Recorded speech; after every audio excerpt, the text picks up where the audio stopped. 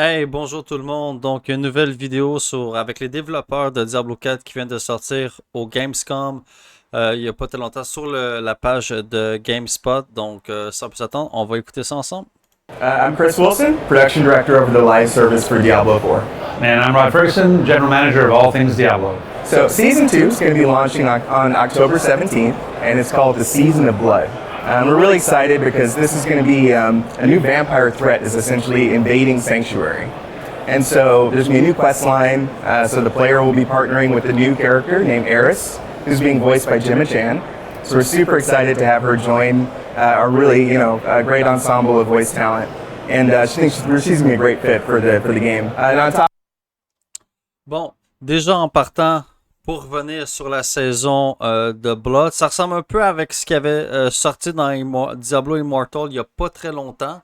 Donc, je trouve ça intéressant qu'il apporte un peu cette thématique-là dans Diablo 4.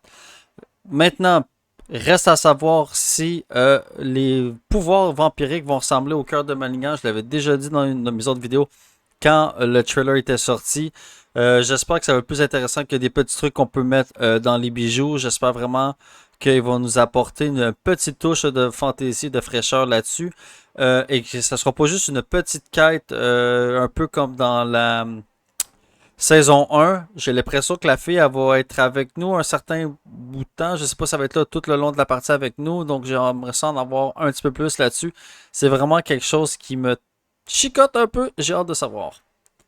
of that, the character is going to gain access to new vampiric powers that you'll be able to use across all of the different classes to take out the new vampire threat that's invaded Sanctuary.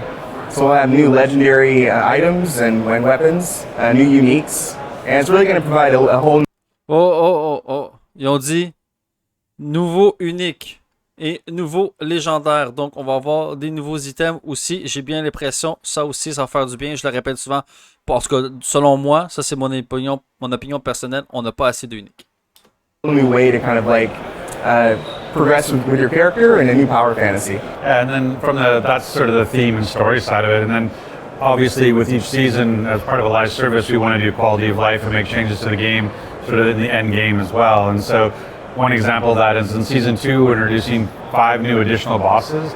Because we look at, what is the progress you make from level, say, 50 to 100. Exactement, parce que du niveau 1 à 50, ça va très bien. La progression du jeu va très bien. On pogne des skills, on augmente notre skill tree. Bon, là, ça se va très bien.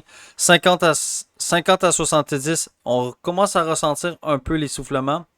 Et de 70 à 100, c'est là que beaucoup de gens se sont tannés, ont abandonné surtout de faire plusieurs personnages.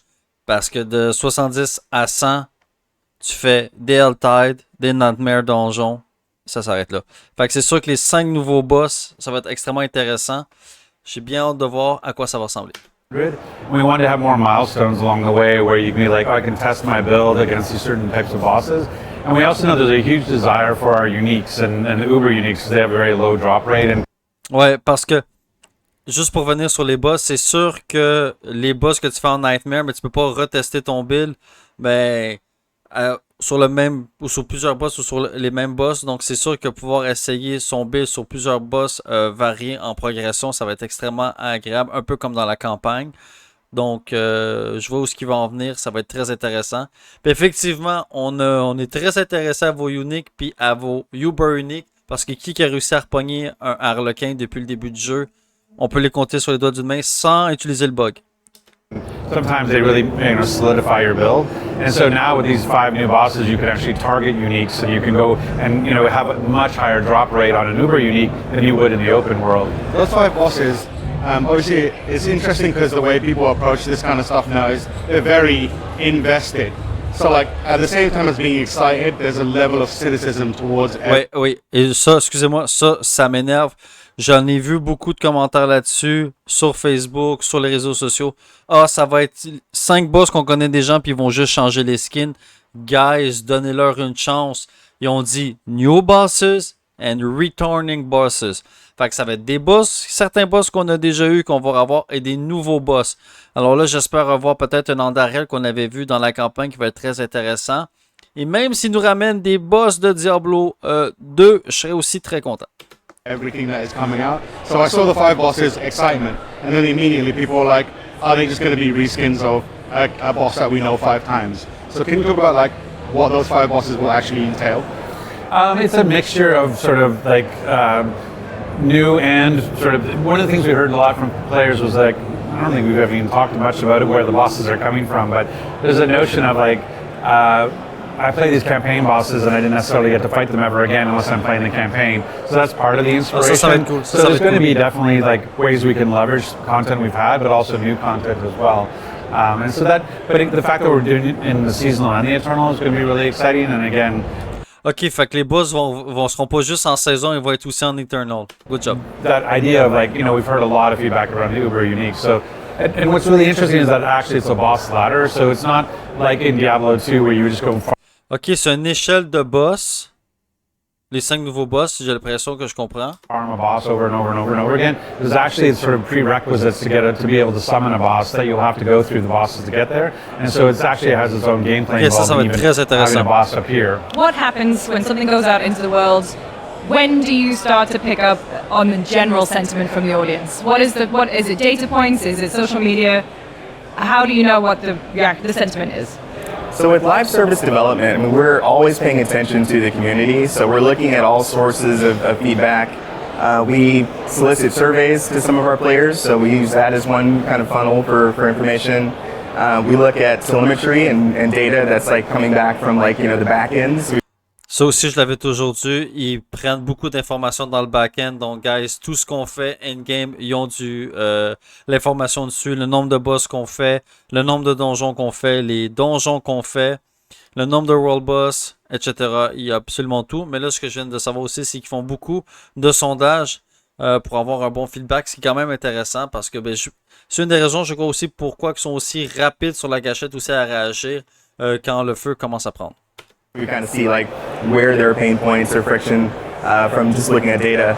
But then also we're paying attention to forums. When we do a blog post or release patch notes, we're trying to look at like what is the response, what are things that are coming back from the community, and we use that to kind of help inform some of the decision points for the future. And so what's great with the live service is like between seasons, patches, hotfixes, there's numerous kind of vehicles for us to kind of like inject change and evolve the game for the future. And it's always in pursuit of making the best possible experience for the players. Ça aussi, on va leur donner un big win là-dessus. J'ai vraiment l'impression, malgré ce que les gens disent, qu'ils pensent vraiment beaucoup à nous. Ils essaient vraiment d'arranger le jeu pour qu'on ait une belle expérience pour garder Diablo en santé. Et ça, je vais leur donner le crédit. Je trouve aussi qu'ils font quand même une bonne job. Après leur patch désastreuse qui avait sorti, ils ont fait un campfire pour dire qu'ils ne feraient plus jamais ça. Je crois que c'est pas juste une question monétaire aussi. Je crois qu'il y en a certains qui l'ont peut-être pris vraiment à cœur d'avoir un backlash comme ça puis qu'ils ont compris leur erreur. It's one of the big challenges is really around the idea of the vocal minority. Like sometimes a very small group can be very loud, and that's why we use things like surveys. Like, because you're always managing sort of the qualitative information you get, where people's just opinions, and then the quantitative information you have, which is the actual data that shows what's actually happening. Je crois que c'est pas juste une minorité de gens. Je crois qu'il y a beaucoup de gens qui avaient des fois des sentiments de frustration. Ceux qui font des builds, ceux qui jouent extrêmement beaucoup le jeu, les casual players. Donc, il y avait quand même... C'était pas juste 10 YouTubers ou 10 streamers qui étaient vraiment pas contents, qui faisaient de la biz-biz. Mais la majorité de gens aussi qui disaient qu'il y avait majoritairement des problèmes. Et je suis content qu'ils en prennent conscience et qu'ils améliorent les choses. And it's in a game where it's sort of built on a power fantasy, like everybody loves candy, right? And so when you can't have candy all the time, and so that's one of the hard parts about managing is that sometimes there's a little bit of medicine and you need some sugar to go with it, right? And so as we're looking at our feedback and we're looking at what we need to do to balance the world, because we want every build to be playable and we want every build to be viable, and so sometimes you have to sort of manage that across all the different classes and all the different builds, and sometimes you need a little medicine. And I think one of the things as we look at Season 1, we want to really show that we're being responsive and reactive and being agile, but we sort of got 2/3 of the way there, and we had a lot of the medicine, but we didn't have the sugar yet. OK.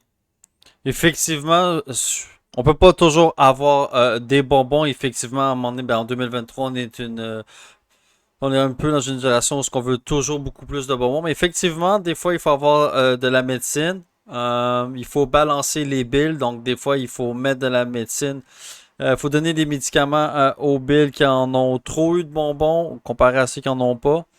Mais je crois que ce qui veut dire par médecine, je crois que ça va être soit des patchs, des hotfix. Euh, pour moi, ce qui est des bonbons aussi, ça va être du contenu endgame qui va revenir à être aussi un peu de la médecine entourée de bonbons. Ça va nous redonner un vent de fraîcheur. Ça va vraiment être agréable d'avoir ça aussi. D'avoir plus de contenu endgame. And so, but to be able to act quickly, we sort of said, well, that's good. We've got the fix, but when we didn't bring and here's the other fun part that makes that balance work. And so I think that's part of the... Aussi, là, je crois ce qu'il essaie de mentionner, c'est quand il avait fait le Big Nerf, la médecine, il nous avait pas dit ce que les cœurs de Malignan allaient faire. Donc, on voyait juste un big lose, mais on voyait pas le buff qu'on allait recevoir un peu avec les cœurs qui allait balancer le tout. Donc, effectivement, mettre des fois de la médecine entourée de bonbons, dire ouais, on vous nerf, mais quand la saison 1 va commencer, vous allez avoir des buffs. The criticism of season 1 is that we did the medicine, didn't quite yet do the sugar, and then we've been doing the sugar as we go now. And it was something our game director talked about in one of the live streams, is that moving forward, anytime we have to do any sort of significant balance, we'll always have that other side of it, like, because it's really about, you know, we're making the game for player joy. We're making the game the best game we can for players, and so but sometimes they have to have a salad. They can't have ice cream for dinner every night, you know, and so you just have to kind of balance your messaging, manage expectations, communicate more openly, and I think we're doing that now as we go into season 2. Effectivement, je crois qu'aussi, great job à eux d'être revenus tout de suite avec le Campfire après leur big patch de Nerf. Sont aussi très, ils sont pro-réactifs, je le dis souvent, mais pro-réactifs à agir, et là, ils sont beaucoup plus transparents, c'est vraiment agréable. You mentioned it earlier, but how do you account for the vocal minority in a way that feels like you're speaking to them, but also not balancing that with the realistic kind of achievements that you can do? Because obviously, like, Diablo 4 comes out, everyone's super positive, and everyone is like really up on it, and the vast majority of people are enjoying it. But then the conversation quickly turns into like, this is missing, that is missing. But that conversation is very much defined and pushed by a group of people that are at level 100 or 80, and they're the only people that are like really vocal. Right. So it can seem like when people are looking at it, oh, this is a really pervasive issue, and it's actually just a small group of people. How do you like approach that? And je suis pas tout à fait d'accord que c'est juste un petit groupe de gens qui avaient des problèmes avec le jeu endgame. C'est pas juste les YouTubers, streamers ou les hardcore players ou ceux qui grindent extrêmement beaucoup. Je vois aussi des casual players qui ont eu une petite écorantite. Donc c'est sûr qu'avoir plus de contenu endgame, ça va beaucoup aider. Mais guys, s'il vous plaît, donnez-leur du temps. Je crois qu'on a un squelette très bon dans Diablo 4. Le contenu qu'ils vont ajouter, vont rajouter beaucoup de choses agréables. Il y a encore plusieurs saisons à faire. Saison 2 déjà sent bien. La saison 3 va avoir le leaderboard et j'ai l'impression qu'il nous réserve plus de surprises encore pour la saison 3, sachant que la saison 1 était déjà préparée à la sortie du jeu. Donc, il n'y avait pas grandement de temps pour venir apporter des choses, surtout qu'il est en train d'accumuler du data. Bon, il avait accumulé de la bêta, mais souvenez-vous, bêta, on était capé niveau 20, niveau 25. Donc, on n'avait pas beaucoup, il n'y avait pas beaucoup d'informations pour ce qui était du endgame. is there anything that you do to try and tell your own team, like, hey, I know it looks like this, but we have to think about everyone, and how do you message that out as well? Yeah, I mean, like I said, I think the quantitative data really helps there, so you can actually see what's happening with the game, and you go like, oh, you know, this may be an issue for people who are level 100, and this is the percentage of people who have actually gotten there so far, and we can sort of look at how big of an issue that actually is. But I mean, I don't want to say vocal minority to be dismissive, because sometimes that vocal minority are also your influencers and the people who are, you know, the tastemakers who will be like, hey, this is how we feel about it, and you want to take that in as well. And that's why it's always is a balance between knowing what are we hearing and what are we seeing in the game and what are we feeling when we play. And I think that notion of like, hey, you know, one of the things we were excited about with D4 is that as a mainline game, no other Diablo game actually had any end game at all. Like when Ça, c'est vrai. Ça, c'est vrai. Les autres Diablo, moi, il y a du monde qui me dit il y avait plus de contenu dans Diablo 2. Non. Il n'y avait pas plus de contenu endgame. Tu faisais les 5 actes, normal, Nightmare, Hell, that's it. Repeat. Après ça, c'était farmer les boss. Pour trouver du Magic Find, moi j'ai joué au Resurrect, c'est la même chose. Encore plus si tu joues en offline, si tu joues pas sur Battle.net, il n'y a pas de PVP, il n'y avait pas de contenu endgame. in the campaign rolled credits, you were done. And so we were really happy with D4 to have Helltide and Nightmare Dungeons and the Tree of Whispers and PvP. And so we Effectivement, tout ça, c'est des grandes bonus qu'on n'avait pas. Et c'est sûr que le Whisper of Tree, le Tree of Whisper pourrait améliorer. Nightmare Donjon, je crois encore qu'il y a place à l'amélioration. Puis du PVP, on pourrait faire quelque chose là-dessus. Il y a une grosse... Ils ont une pépite entre les mains pour ce qui est du PVP. Surtout avec du leaderboard, des duels, des clans. Je l'ai déjà dit dans une de mes vidéos qui est sur ma chaîne. Ça serait bien d'avoir des clans contre clans en PVP. Des Battle Royale, ça serait fou. Et je crois qu'il y aura beaucoup de contenu qui nous réserve de surprises. felt like this was a great starting place. And so when we talk, even if you go back to our interviews pre-launch, we would talk about this is the beginning, not the ending of Diablo. You know, this is a foundation we're building upon. And you're seeing that, like in Season 2 with these 5 additional bosses, in Season 3 we're going to be bringing in leaderboards. Like this is an evolution of a game over time. And so the notion that you can kind of grind your way to 100 and go like, what the heck, where's everything I was expecting? Like all that stuff is being layered in over time as we go, and we're continuing to make the game, you know, better and better. So it really is just sort of like, definitely take in what you hear, but also, you know, trust but verify, go and see what the data is telling you as well. Surtout, il y a beaucoup de gens qui le comparent à Path of Exile. Puis Path of Exile, ils ont eu beaucoup de temps pour sortir du contenu parce que quand le jeu est sorti, il était loin d'être ce qui est aujourd'hui, déjà le 1. Donc, effectivement, ils ont eu le temps de build up. Les gens, ils comparent à la fin comparé au début de Path of Exile. Donc, s'il vous plaît, laissez-leur du temps. Je crois qu'ils s'en vont vraiment dans la bonne direction. Je suis vraiment content de voir les choses qui s'en viennent. Et je crois qu'effectivement, ils prennent le bon chemin en avançant. Qu'ils comprennent bien la situation. To that, I think the other important piece of this is transparency, right? So we're really trying to create and be open with our community about setting expectations. Ok, ça c'était un L. Ça, excusez-moi. Ce stream-là, je crois que c'était une erreur. Il aurait pu prendre des joueurs. Je sais qu'il y a d'autres joueurs qui étaient meilleurs que ces deux-là. Bon, ben c'est le fun. On a eu un peu des discussions, mais les voir jouer, c'était horrible.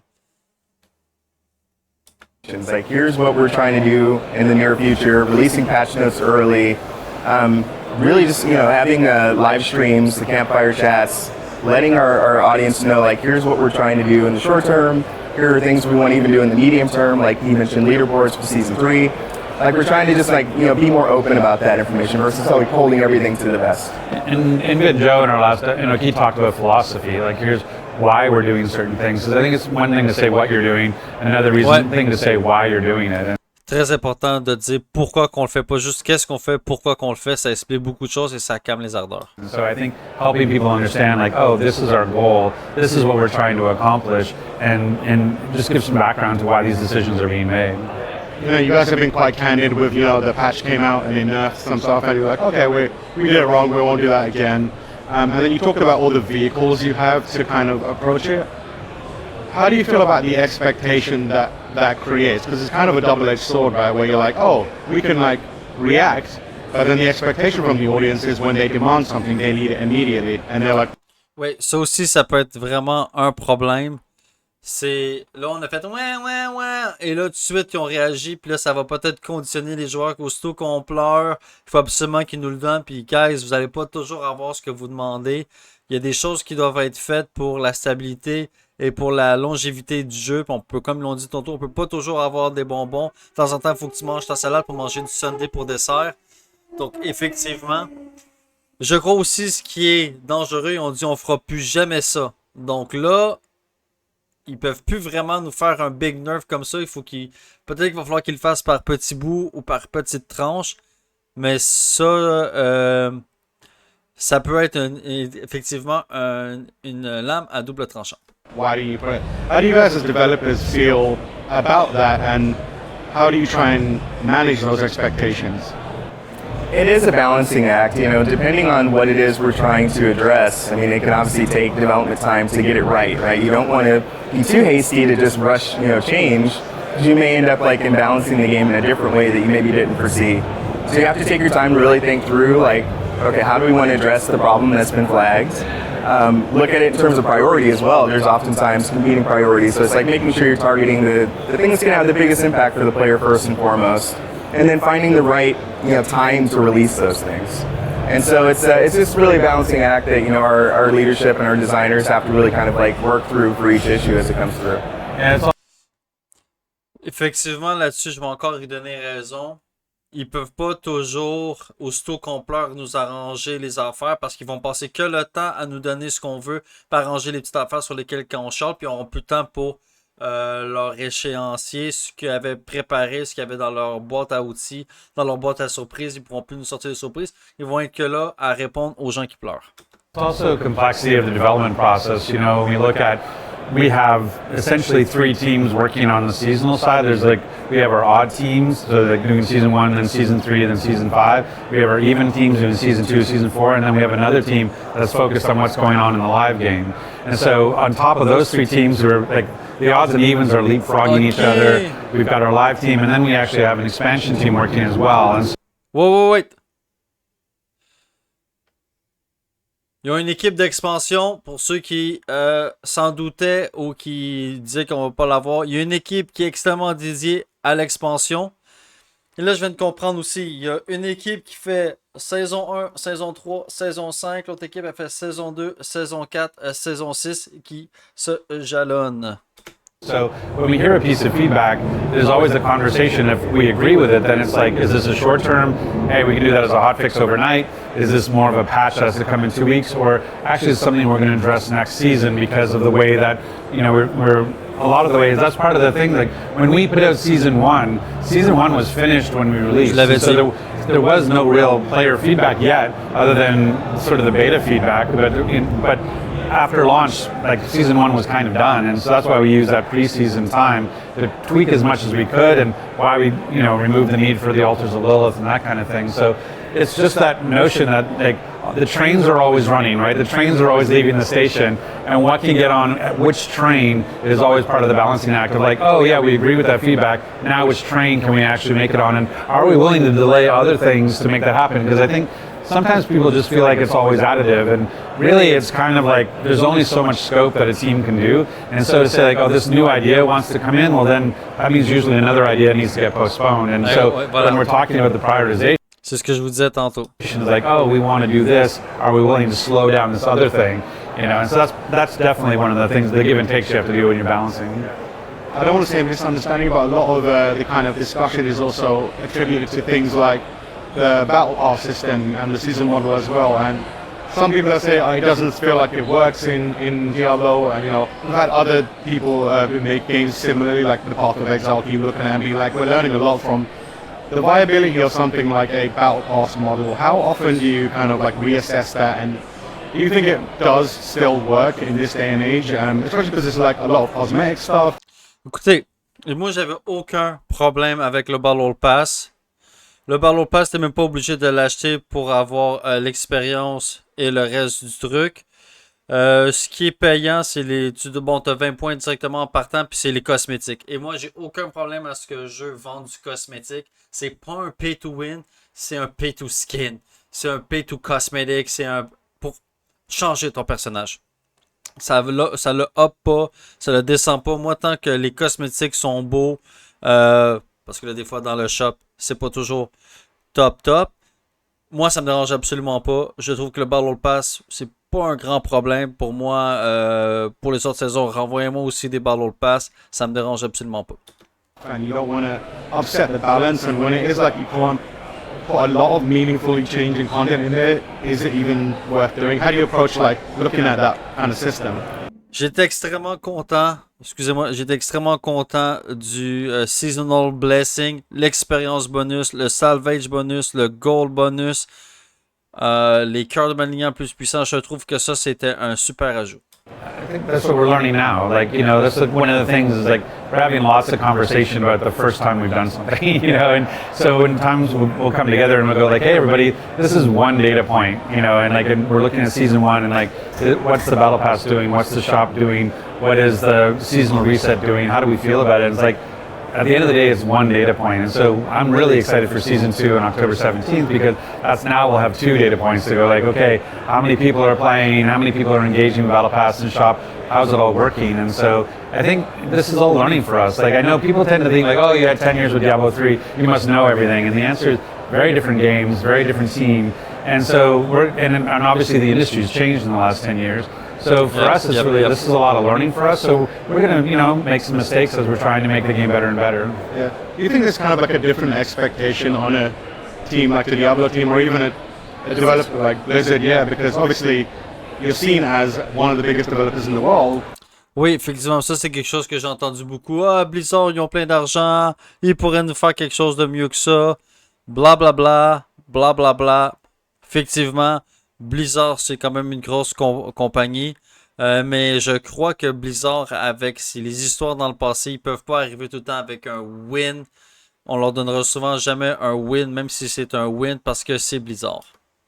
But the thing that you're introducing is still quite new to you. There's the expectation, well, this is Blizzard. They shouldn't be allowed to stumble or able to stumble. They should know this stuff, right? How do you kind of like approach that sentiment, knowing that there's no like pushing back against it?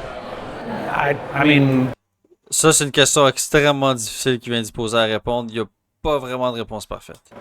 I think it's just like we're all kind of just working our way through it. It's like sure, we have a lot of benefits of being part of Blizzard, and we had a lot of learnings, and we were able to talk to each other and understand what's going on in WoW and what's going on in Overwatch, and we can, you know, talk to each other. But at the end of the day, this team is like doing a live service like this is new for this team. And even, you know, we have some D3 veterans and these things, but a lot of our team, like, there's a good part of our team where Diablo 4, we were at the launch party where I was like, how many people, this is your first game ever? And like a bunch of hands go up and you're like, you know, this is the very first game they've ever shipped is Diablo 4. And so there's definitely like the combination of experience and the ability to access Blizzard, but like we're still going to learn as we go. And so, yeah, I mean, I think I get the, hey, you're Blizzard, you should never make a mistake. But at the same time, like, again, personne n'est parfait, tout le monde fait des erreurs, mais l'important c'est qu'on apprenne de nos erreurs puis qu'on avance, guys. Je vais le répéter souvent, l'important c'est qu'on voit qu'on fait des erreurs et qu'on les ajuste. Moi, ce que j'aime pas, c'est les gens qui font « Oh non, c'est pas une erreur » puis qui rejectent la main puis qui font absolument rien. Pour l'instant, je suis content avec ce que Blizzard fait. The industry is always changing, the games are always changing, the players are always changing, so it's just going to be learning as we go, and that's why what I love about a live service is we can evolve over time. It's not a fixed state, and so that with each season, and we're going to support the game for years to come, is that we can evolve and learn as we go. I think what's fascinating about that is because we have a studio like you guys where you very much are like figuring out as you go along to a degree, and it's kind of like the expectation is why are you doing this? You should have the perfect product each time, and it's kind of, it's not thought of as great. But then on the flip side, you have a team like Larian, which just put out one of the best RPGs in a long time, but it was developed over 3 years of iterating, very publicly forward-facing, and people are celebrating that right now. It must be kind of wild to be in an industry where you can have two contradicting kind of like narratives on the same thing going, and like how do you deal with it on a day-to-day basis as developers? Effectivement, je le vois de plus en plus de nos jours. Ah, Blizzard, c'est de la merde comparé à Baldur's Gate ou comparé à une autre chose. Et là, je vais peut-être me faire pitcher des roches. Je trouve que Baldur's Gate est un jeu de merde. Je ne comprends pas que les gens capotent sur Baldur's Gate 3. Le turn-based a tué Baldur's Gate. Je ne vais jamais y jouer. J'ai joué au 1, je l'ai complètement vidé de son contenu. Le 2, je l'ai vidé de son contenu. J'ai fait toutes les classes possibles, tous les alignements possibles, toutes les combinaisons d'équipes possibles au 1 ou au 2. Et jamais je vais toucher au 3. Donc là, c'est sûr que je vais me faire pitcher des roches. Je reste sur Diablo 4. Je l'aime bien. Je trouve qu'il y a beaucoup de contenu qui va venir. Je crois que ça va être un jeu qui va s'essouffler moins rapidement que Baldur's Gate 3, selon moi. Parce que ouais, il pourrait toujours rajouter des caisses, mais ça va toujours rester la même chose. Là, le contenu est extrêmement varié dans Diablo 4. C'est sûr que Path of Exile sort l'année prochaine. Il nous prépare aussi des belles petites surprises. Mais je crois que Diablo 4 va aussi s'en inspirer et qu'ils vont quand même réussir à bien compétitionner. They all have that. I mean, I'm just really happy that this feels like the year of the RPG. You know, when you look at Starfield and Final Fantasy and Hogwarts, and all the stuff that's going on. So I'm just excited to be part of that. And I think they each have their own place when you think about the turn-based versus hack and slash versus third person versus isometric. I think it's really cool that the RPGs can have such a diversity. And so I don't know. Ça, je suis d'accord avec lui. Il faut que je vous le donne.